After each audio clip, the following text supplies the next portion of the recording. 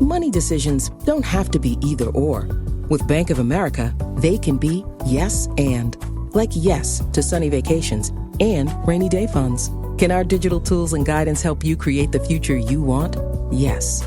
And help you keep enjoying today too. Do more with a bank that asks, what would you like the power to do? Explore our tips and more at bankofamerica.com/yes and. At Sierra, discover top workout gear at incredible prices, which might lead to another discovery. Your headphones haven't been connected this whole time. Awkward. Discover top brands at unexpectedly low prices. Sierra, let's get moving. Craven the Hunter, who uses all the methods of the animals. On December 13th. Once you're on his list, there's only one way off. Are you like your father? He puts evil into the world. I get rid of people like him. Who's next? Witness the making of a new Marvel villain. You think you have some kind of honor? You're a criminal, just like our father. Aaron Taylor Johnson is Craven the Hunter. Rated R. Under 17, not admitted without parent. In theaters December 13th. Being a marketer's no sweat. You just have to manage dozens of channels, launch hundreds of campaigns, score thousands of leads, and okay, fine. It's a lot of sweat. Unless you have HubSpot's AI-powered marketing tools to help you do all that and more. Get started at HubSpot.com/marketers.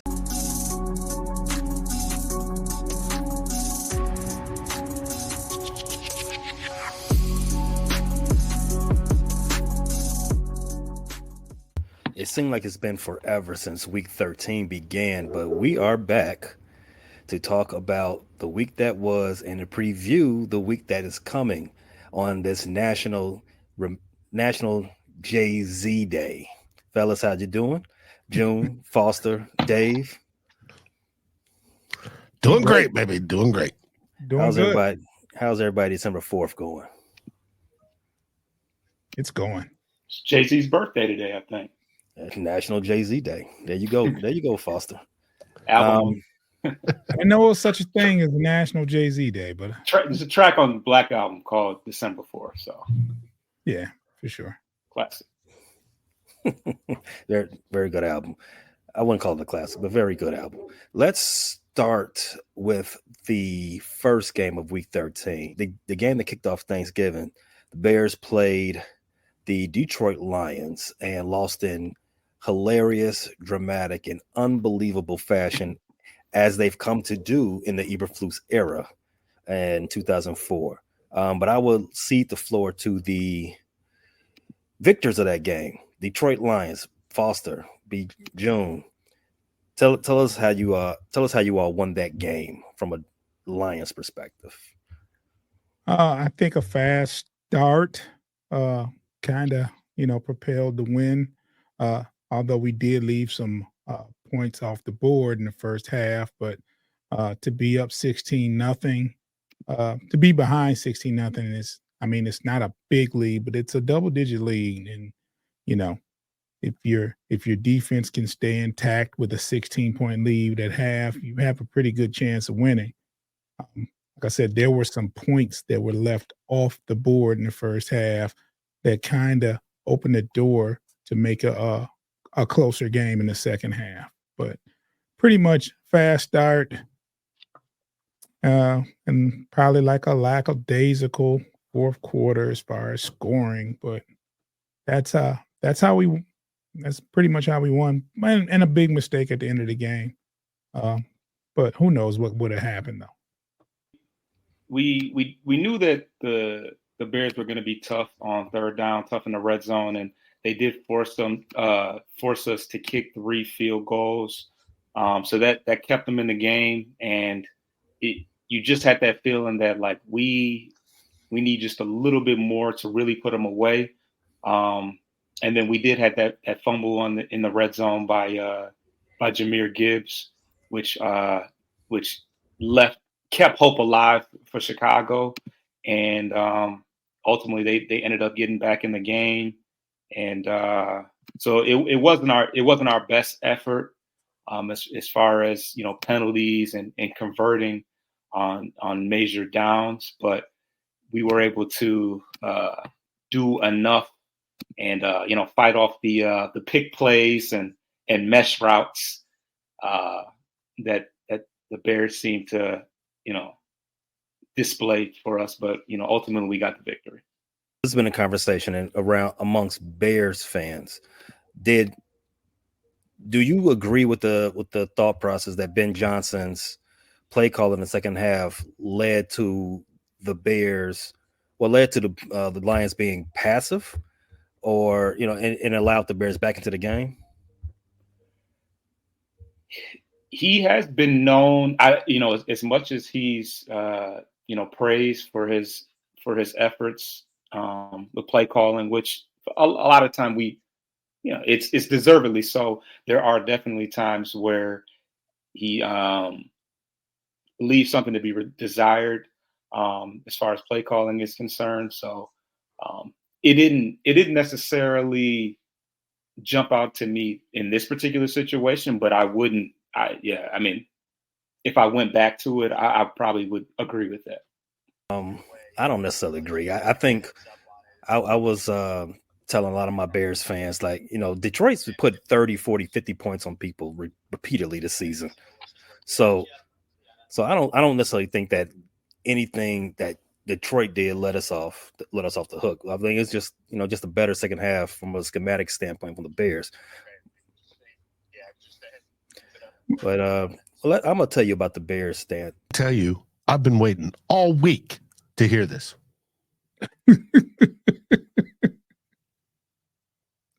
Here's the thing. I secretly have been desiring that we can play in prime time in front of everyone, and Eberflus can do the biggest F job that he's ever done. He's lost some miraculous games. Dave, you got to watch it in last week. You may not have realized why we were losing games. You got to see firsthand. That was confounding decision coming from the sidelines. You got to see that firsthand, and now the whole world got to see it.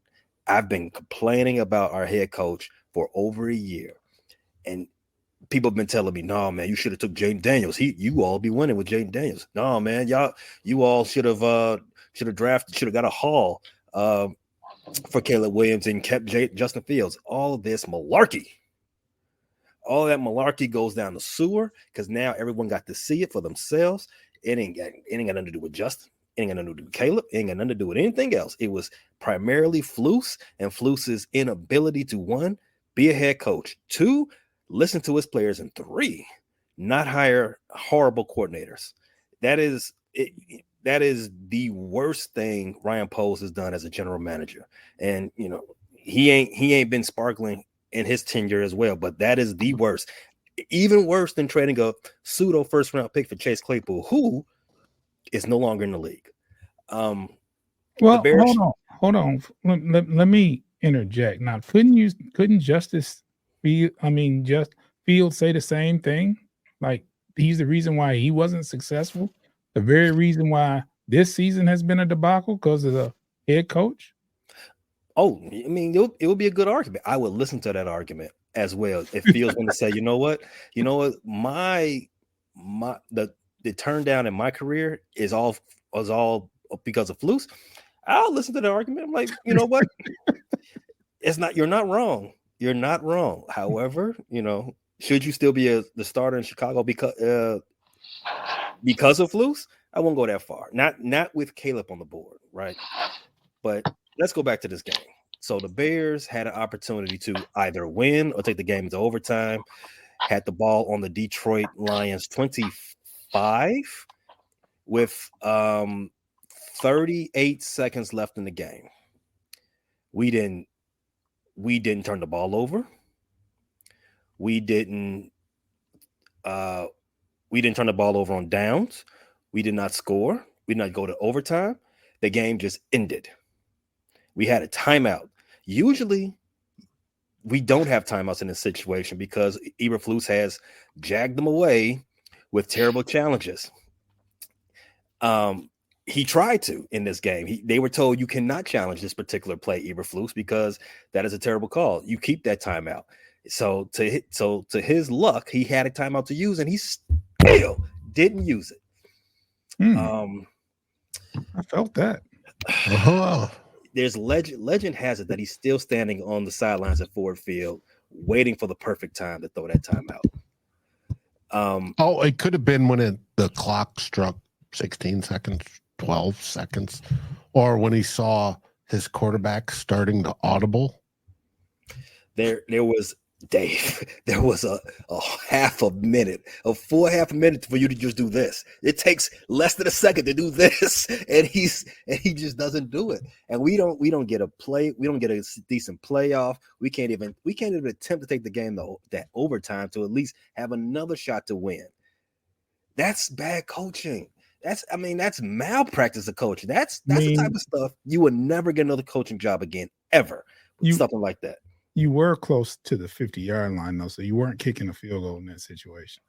No, they were within field goal range. It would have been a longer one, but it was like in they got sacked.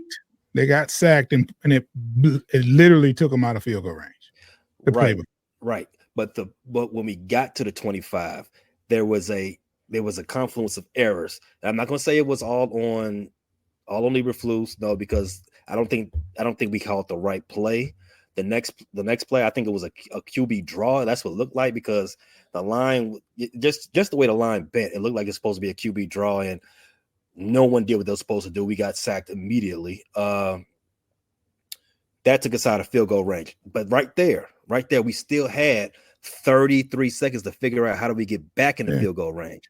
And then we sat on the ball, waiting on either the play to come in.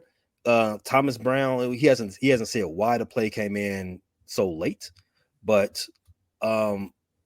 still the head coach, and I've said this ad nauseum, certain things should not get past the head coach. Certain calls from our previous offensive coordinator should not get past the head coach. There was a time in, I think, week 3, we were playing the Colts, who was in the red zone. I think it was 4th and goal inside the 5. And he calls a speed option to the short side of the field with Caleb Williams. A speed option. That was the worst thing that's probably the worst call I've ever seen. I've seen a lot of bad calls. That speed option was blown. We lost like 7 yards on that play. 4th and goal. Things like that. Stuff like that should not get past the head coach. The head coach should say immediate timeout. Let's rethink the thought process that brought us to this conclusion. No, we're going to do a different play. In fact, let's kick the field goal. Just to sum it all up, Eberflus, worst coach in Bears history, possibly the worst coach in NFL history, no longer there. So I am rejoicing. Our long national preseason is finally over. We can finally start the season with 5 weeks left. I will take that. I will take that as a pseudo win for this season.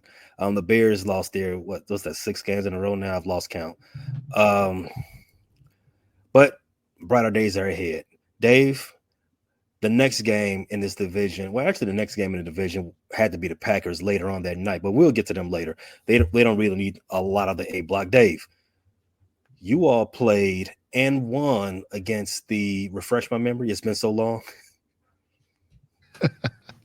The Arizona Cardinals with the diminutive Kyler Murray. And we were losing that whole game. We hadn't played well up until the 4th quarter, and they turned it around. Sam Darnold was actually brilliant. And we came from a more than 2-score lead, and we won the game. I saw that Arizona was 1 for 6 in the red zone that game. Yes. Now, we did allow a whole bunch of yards. I think it was like 400 for Arizona to go between the 20s. But when they got inside the 20 is when the defense, which is unusual for the defense because they don't usually allow that many yards in the game. They've been a whole lot better than that. They shut them down. For all intents and purposes, they shut them down. And it was what it was. There's a whole bunch of field goals with the rare touchdown, and that was it. But Minnesota pulled it out 10-2, and it was I've talked about win probability, and we've been above 80% for I think 11 out of the 12 games when it comes into the 4th quarter.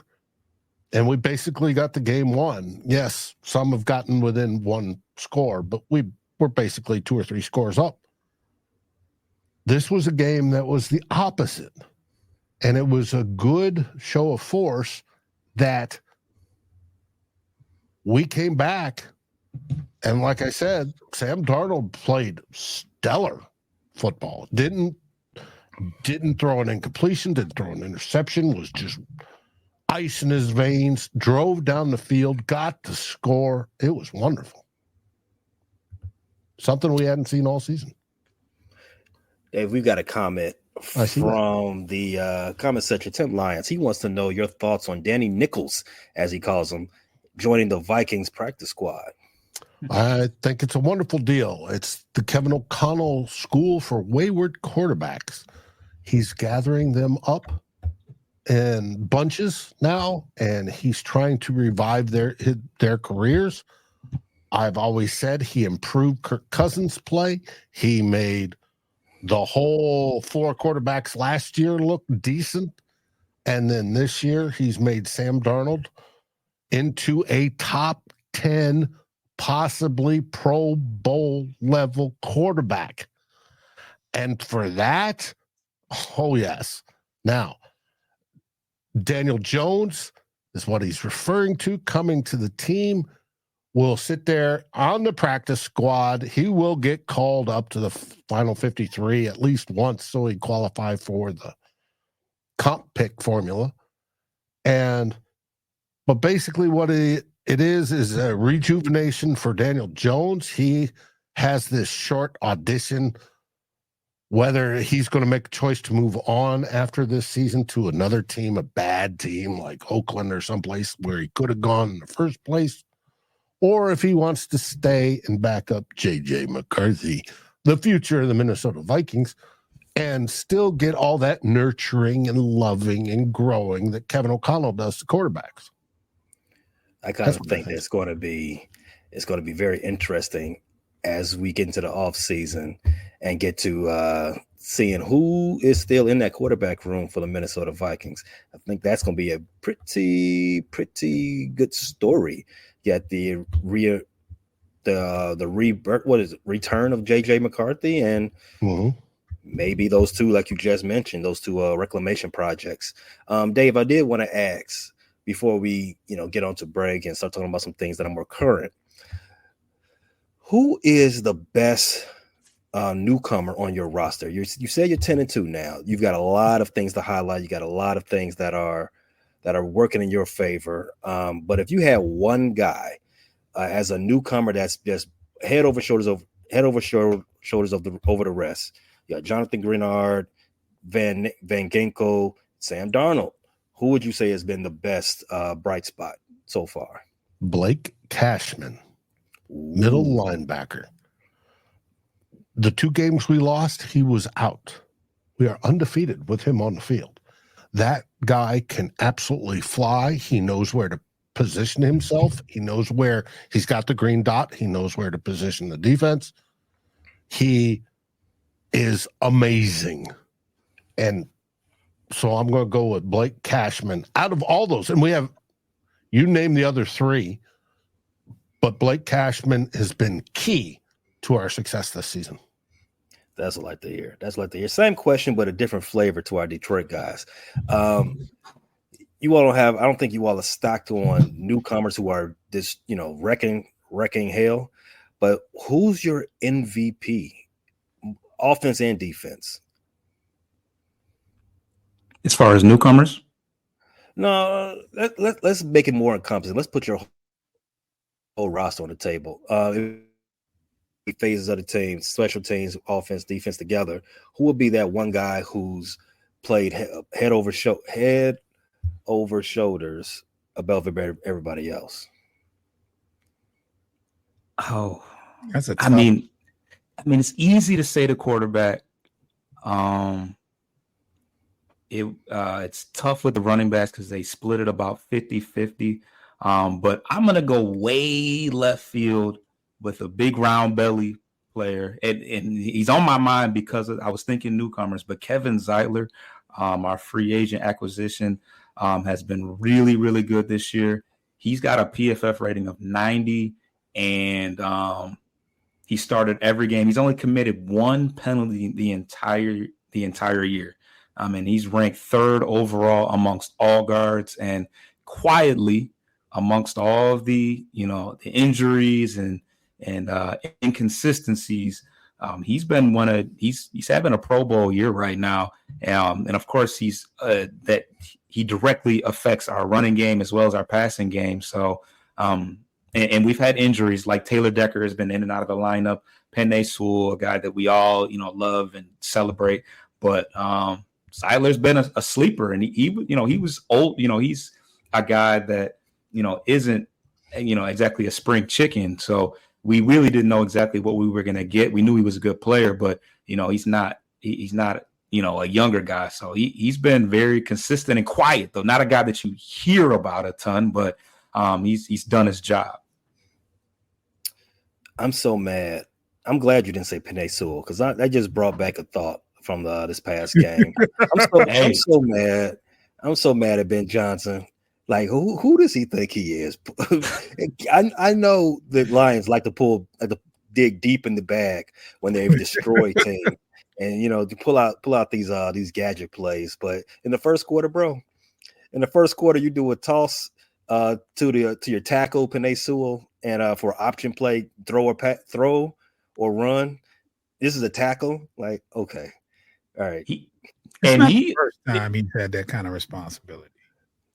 Well, yeah, in practice, I don't need to see it in the first quarter against my team. Right. In practice, we know. It's been announced. They made it, because it could have been a quote unquote secret, but it was pretty much announced that he was throwing passes around, not just screwing around, really in preparation for it about a month ago. So we knew it wasn't going to be that next week. But pretty much anything we see happens, we can almost bet in some way it's going to come to fruition in a game. I don't care if it's, I don't know what's more ridiculous than Penei Sewell, but throwing probably nothing. But I think it's a dumb play. But you don't call no shots around here, Pay. We do what we want. If we want to throw, if we want to do a triple reverse against your team in the first quarter, damn it, that's what we're going to call. We're going to run it. You don't run nothing. He's a pretty athletic. He's a pretty athletic dude.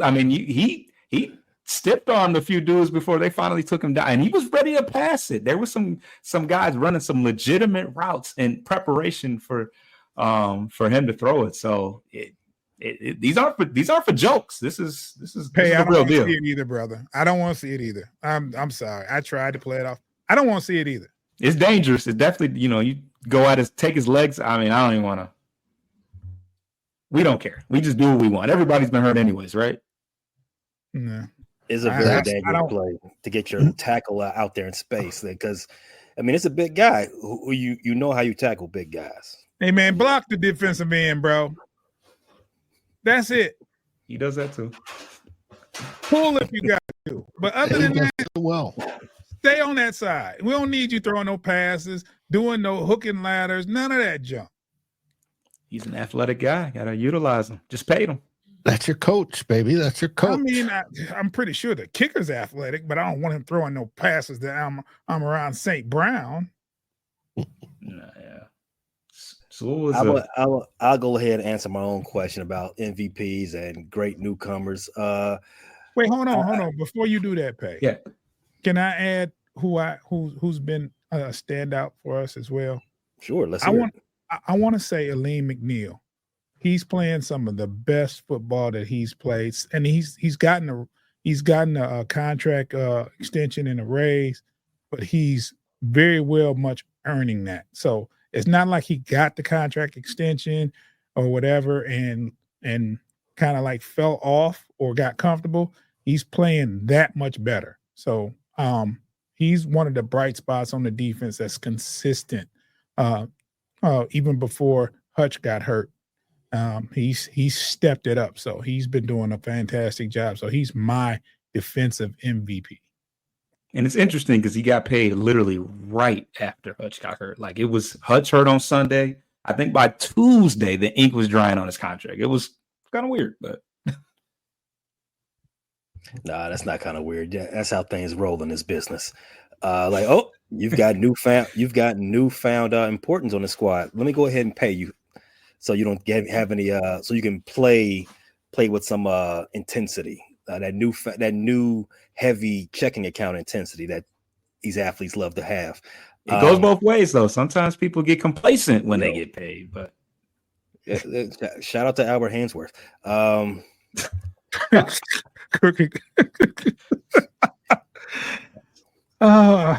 not good. That's not good. I'll answer my own question. I think the standout, the MVP for the Bears so far this season, if you can have one on a 4-win team, it's got to be Jalen Johnson. Not because he's been stellar for the most part of the season on the field. It's because he cursed Eberflus out in front of the president, in front of the GM after this loss after this loss to the Lions, and showed him completely up in front of everybody. And that was the final straw. Kevin Warren, who's usually never in the locker room after games, he saw that. Oh, Eberflus has lost the locker room. Let's have a meeting 8 a.m. tomorrow on discuss this. He could have had that meeting that day. He could have had the meeting a little earlier to save us a little more embarrassment of sending Eberflus out there at 9 a.m. the following morning. But I don't care. The job got done. But so shout out to Jalen Johnson for sticking his chest, saying it with his whole chest. The Eberflus, you suck. And he's a dope dude. He's a good. He's very, very good defensive back, man. Very good. Oh yeah, he's incredibly talented. We're proud to have him. One day, I'll hope that they can repay his services with some type of winning atmosphere to put around him. All right, shout out to everybody in the live chat watching live. Cricket Commish, my boy Anthony Campanelli. Campo, happy birthday. Tim Lyons, who's always happy here. Birthday. MSU Detroit fan.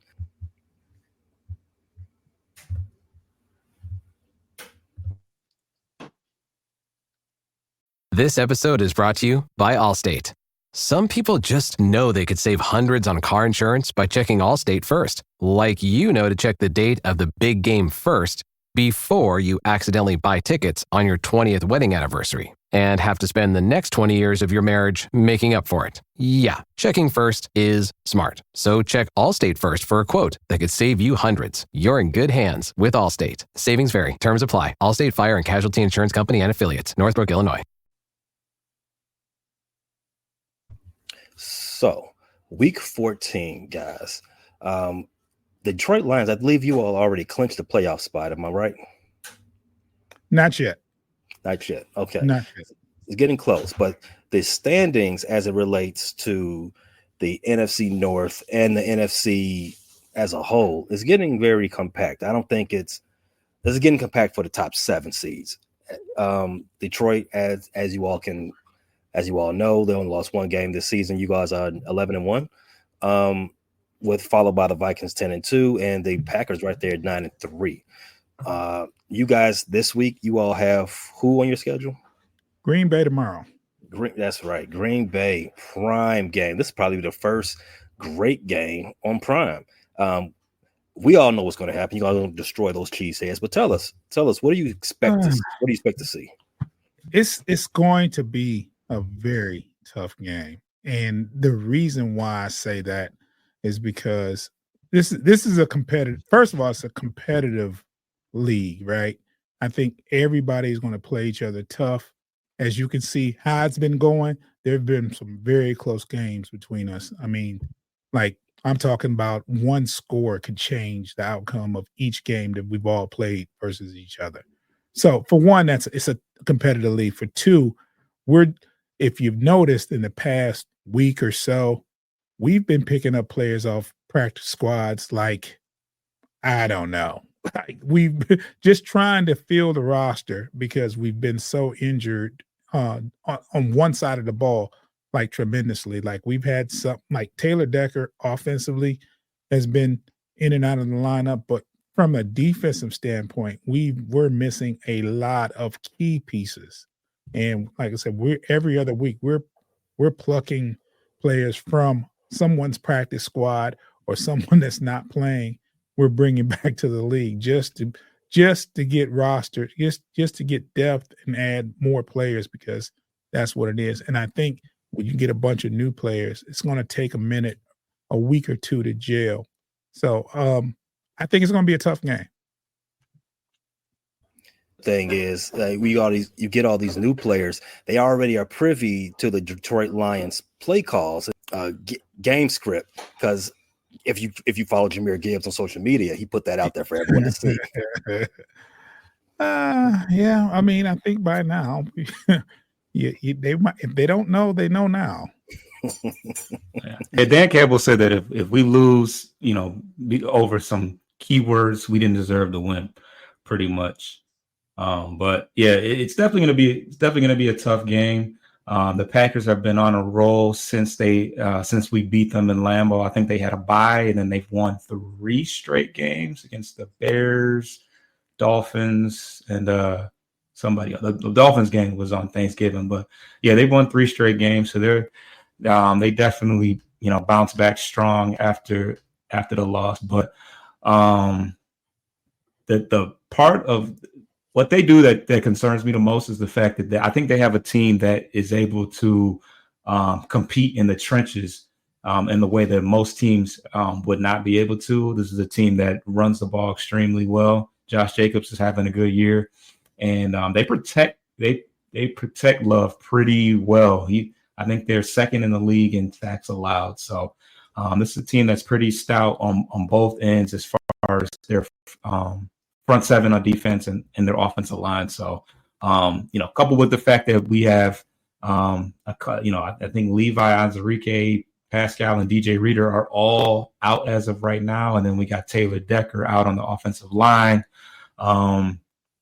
It could be tough for us, but, we still have Zadarius Smith. We got Muhammad, who has come on, has been a pretty play pretty well off the edge. He had a couple sacks. I think he had 1.5 sacks, and Zadarius Smith had 1.5 sacks as well. So we still got, and then Aleem McNeil as well. So we still got some good guys on our line that can compete. But the Packers, played us tough last year on Thanksgiving in Detroit. So they'll certainly be trying to stay in the thick of things by stealing a win in Detroit again this time.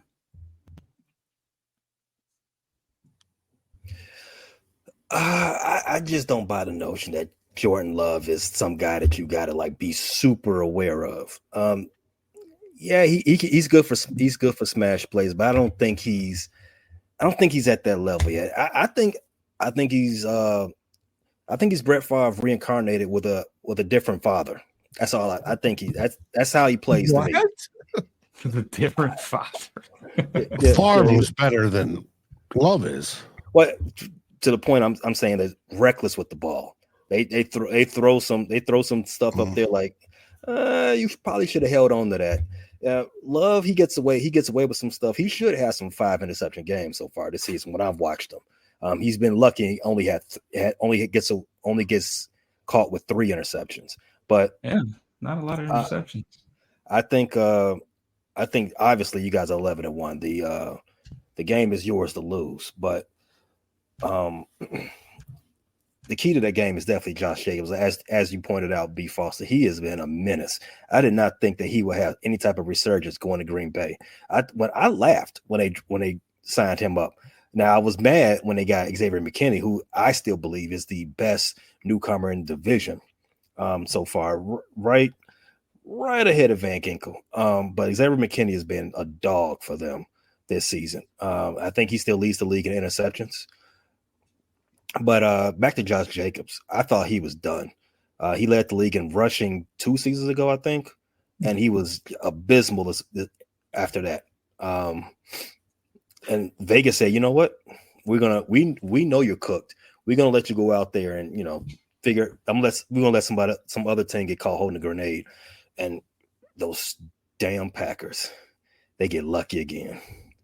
It's a good year for running backs overall, especially ones that like free agent. When you talk about Barkley, free agent running backs, Derrick Henry. Yeah. DeAndre. Well, let's not put DeAndre Swift in that conversation yet, but yeah, I was reluctant to. Even Aaron Jones has been stellar at times. Yeah, he's been decent. Yeah, he's had his flashes too. But yeah, you make a good point there, B. Foster. Let's move over to Dave. Dave, week 14, you guys are behind the Detroit Lions by 1 game. Who do you all play this week to try to keep pace? We host the Atlanta Falcons, and Kirk Cousins returns to U.S. Bank Stadium. Come in your trap, take over your trap, Dave. Is that what's going to happen?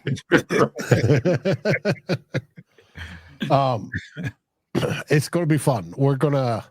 It's going to be interesting to see how this goes. I expect the Vikings will dominate, but we'll find out. The Falcons, they've lost, I believe, 3 in a row, if I saw that correctly. Kirk Cousins coming off a 4-interception game, probably one of the worst pick six I've ever seen. Looked a little bit like Favre over there. Are you? He's washed. He hasn't fully recovered from his Achilles, and he's washed. I'm hoping that he'll start. There's no doubt about that. But I hope we get Penix by the end of the game, because we've intercepted him numerous times or just blown it up, and we've gotten into a multiple score lead. But the stadium's going to be rocking. It's going to be fun. Oh yeah, it's definitely going to have that added intensity, because you got the Kirk Cousins coming back, who spent 6 seasons. Yeah, 6 seasons with the Vikings. Who do you think? Obviously, I think the Vikings have the edge. I don't think the Falcons are that good. I didn't think they were that good coming into the season. I thought there was a mistake to even give Kirk Cousins that type of opportunity. It was even a greater mistake to give him that type of opportunity and then draft a quarterback with an eighth selection. However, Atlanta don't do what Atlanta does. I think that was the difference in the owner wanted Cousins and the GM wanted an insurance policy. Very expensive insurance policy. Oh, no kidding. Because it's virtually all of it guaranteed. Yeah, I mean, that's why insurance rates all over the United States is out of pocket. Stuff like that. Mm-hmm.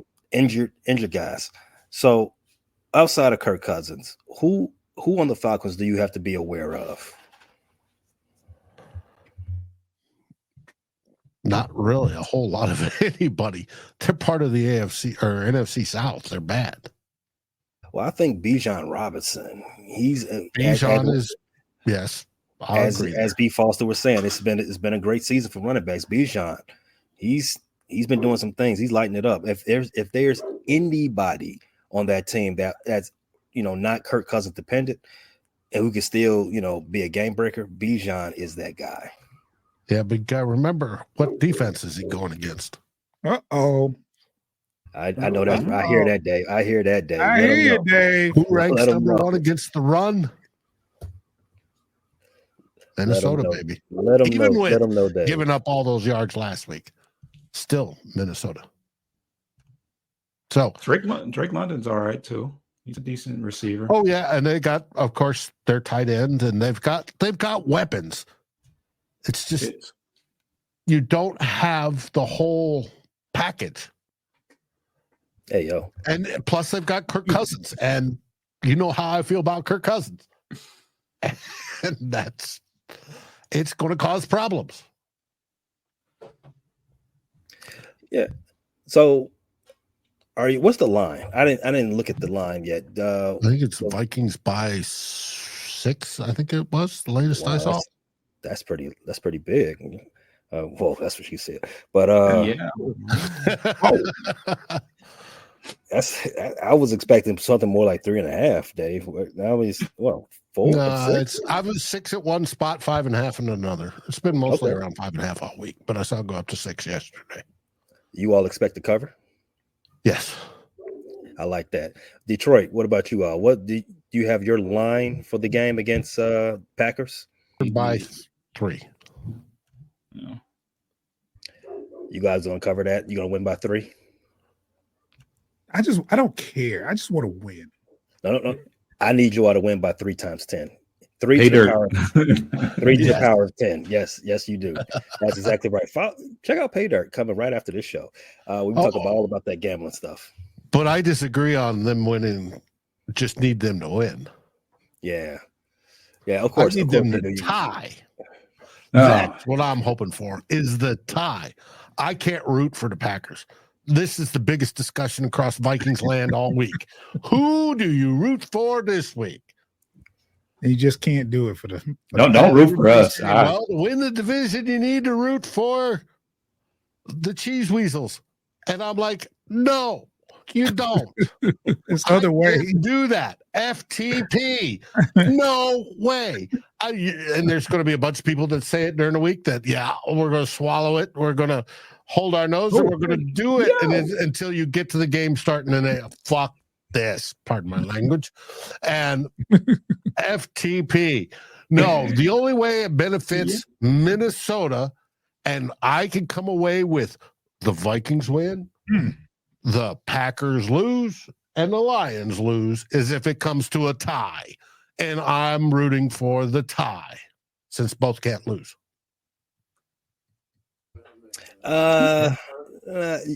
In normal settings, I'll agree with you, Dave, but I don't have much else to root for this season, other than 1, the steady development of Caleb Williams, and 2, the Packers flaming out. So I'll take the Packers getting beat by something in the scheme of 58 points. That'll suffice. Wow. I believe in you. I wouldn't guys. be disappointed if that's the case, but I'm just trying to make it so that we blow out that tiebreaker that's like a noose around our neck. Colorful language. If the Vikings win out, they finish 15-2. If Detroit wins every game except for against the Vikings in week 18, they finish 15-2. They own the tiebreaker of common opponents, i.e. the Rams. They beat the Rams. We lost to the Rams because Blake Cashman, like I said before, was out. And so we would be a wild card team with a 15-2 record, which would be a record in the NFL. Never happened before. But if they get a tie this week, then we can win out and it's ours, the North, the crown, what we all dream for. I mean, winning out is like, I mean, for either team, that's a tough task. Oh, yeah, because we both have tough schedules. Yeah. So, and the Lions are on like a 8-9 game winning streak. Yeah. They haven't lost since week 2. Yeah. Crazy work. 5, 2, and 5. Elsewhere in the division, we talked about the Packers, the Vikings, the Lions, the Bears. They have a game as well. They still do have to play, even though their season was blown up this past Thursday. We have the San Francisco 49ers on the schedule. Talk about a hurt team.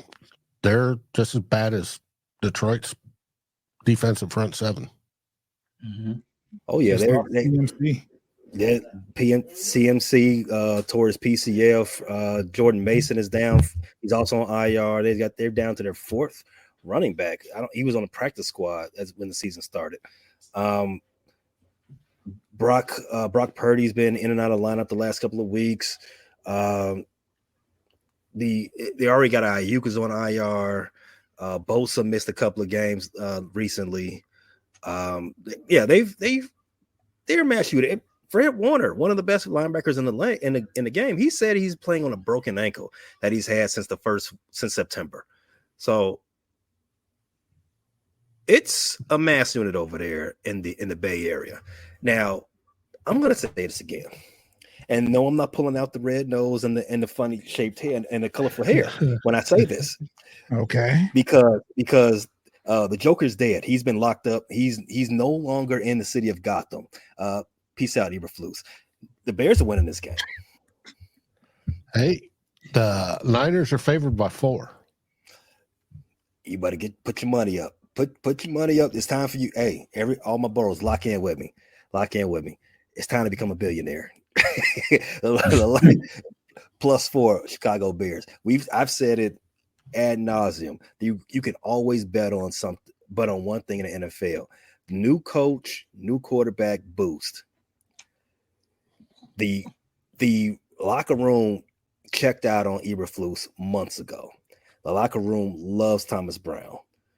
Caleb, his play has went tenfold with Thomas Brown in charge. The only pause I have with this is now that Thomas Brown has to come out of the booth and be on the sideline. Don't know how that's going to affect things, but I heard he was going to stay in the booth.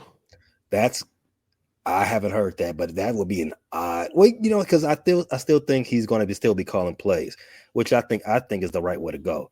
So we'll see how what happens on that respective come Sunday. But the Bears. And what's his chance of being hired? Well, he's got a 6-week job interview, so he's got the best chance. He wasn't even an offensive coordinator until he was made one, and it's a big jump. Last year, he was the interim offensive coordinator for the Carolina Panthers, also.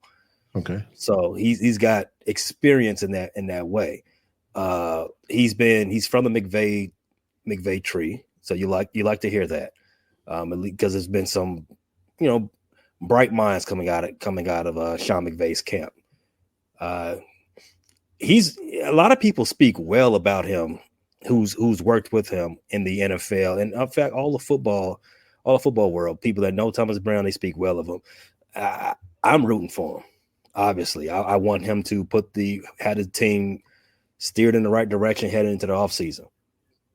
I'm rooting for him to have the best 6-week job interview that you can ever have. Well, does that mean that he should be hired? We shall see. We will let those chips fall where they may. But as it relates to this game, I think the 49ers, their season and their arrow is pointing down, right? As I just said, they've waited all year for CMC to come back, and he's tore his knee up again. I think his career might be in jeopardy. But and for the rest of the team, they're 2 games behind the division leader, Seattle Seahawks. The Bears, so they're a little bit more desperate. I'm not going to poo-poo them all the way. I'm not going to say their season's over, but because they still have something to play for. The Bears have 8 losses. They're playing for the vibes right now. That's it. But a huge weight has been taken off their shoulder with Eberflus being gone, and that stink that was on this team for the longest eradicated. It's a whole new ball club, and you're gonna see a whole new resolve, a whole new attention to detail come Sunday. It's a whole new team. I'm expecting the Bears to win this game convincingly. Hey, could be. We know San Francisco's been hurting lately. Yeah, they are. They've injuries. And I'm not just talking physically. I'm talking how they play. Yeah, injuries, like you said, have been hurting. They just haven't been that team this year. It had a last dance feel on it anyway coming into the season, and unlike the '98 Bulls, it ain't working out for them. And now they're debating: do they pay Purdy or not? I don't know. Yeah, I don't think that's crazy debate. I think you have to pay him. I think that's beyond the point. He was Mr. Irrelevant. He's got to be he might still have a roommate right now. Especially in San Francisco. In San Francisco, yeah. Those rent prices, yeah, okay. Yeah, poor guy. Definitely needs to be a little smart with your money out there, because not cheap at all. But thanks, fellas. It's been a great round table for a football discussion. I always love it every Wednesday. Dave, what do you have coming up on your channel, the Vikings First and Skull? Over on Vikings First and Skull tonight, we have the Real Forno Show. Tyler will be previewing that Atlanta Falcons game and Kirk versus Sam Darnold, and we'll see how it goes from there. And where can everyone find this visually and audio on the audio format? Of course, Vikings First and Skull on YouTube and across your favorite aggregators. And if you have one that's we're not on, let us know. We will fix that. But we're on all the major ones. And of course, we write for Fans First Sports Network, our partners, and we're just about everywhere. We even got a Facebook page. Definitely check out Dave and all the good work Dave's got going on over there. Skulls and Spice, Real Forno, two old bloggers, some good football content coming from the Vikings First and Skull channel. Bleachers to Speakers, your one-stop shop for all Detroit sports, landscape and news. The two best opiners coming from the Michigan area. What do you all have coming up next?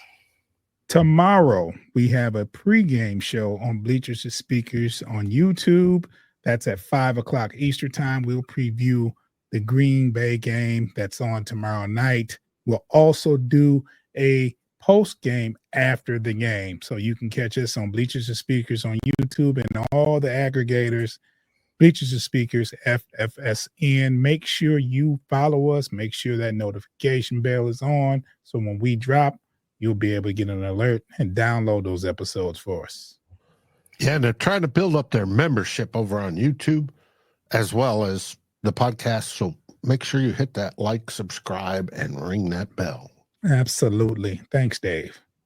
As always, all of our shows are available, like Dave said, everywhere you get your podcasts fixed. That's Apple Podcasts, Spotify, YouTube Music, iHeartRadio, Amazon Music, Pandora, and elsewhere. If you have even CastBox, if you use something that I didn't mention, let us know. But get our RSS put on that platform as well. Gentlemen, what do we say going out? Skull Vikings.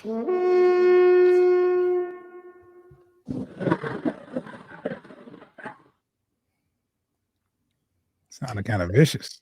Yeah, I hope it's a little bit more growl, a little bit more ferocity come Thursday. Everybody that watching the show live, check us out. Check it out in the comments on YouTube. You can see the links to these shows where you can follow them. You don't have to do any type of extra work. Just hit the link. It will take you right to all of our platforms. Then this show next week will be on the Bleachers to Speakers channel. So don't miss it. Can't wait. And what's this last comment we got? What's funny is Detroit is having their best season while Minnesota is one game behind in a rebuilding gear. It's crazy. It's crazy. Yeah. Funny how life works, right? It is. It's funny how. Yeah, it's funny how the football guys shine on you all, and we get stuck with Eberflus. Not for you're done with him. Now you're on to the next head coach, whoever that may be. Thanks for reminding me, Dave. Let's go. There's the Bears. Oh God. Thanks for listening to this latest edition from the Frustrated Chicago Sports Fan channel. Whether you listen to this on Apple Podcasts or Spotify or watching on YouTube, make sure you like, subscribe, share with a friend, and hit the notification bell so you never miss a drop. And all my homies from Chicago, we say three things: bear down, go Cubs go, and sell the team, Jerry.